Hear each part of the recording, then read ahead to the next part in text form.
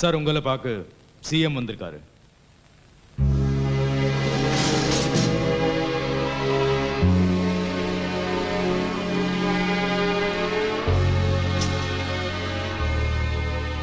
எவ்வளவு பெரிய விஷயம் பண்ணியிருக்க, உன்னை இப்படி பார்க்க மனசுக்கு கஷ்டமா இருக்கு.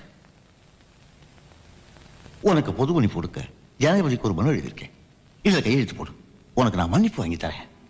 மன்னிப்பு சரியோ தப்போ என்னால 4 உயிர் போயிருக்கு. தவறுகளோட ஆரம்பம் மன்னிப்பு, தவறுக்கு முடிவு தண்டனை.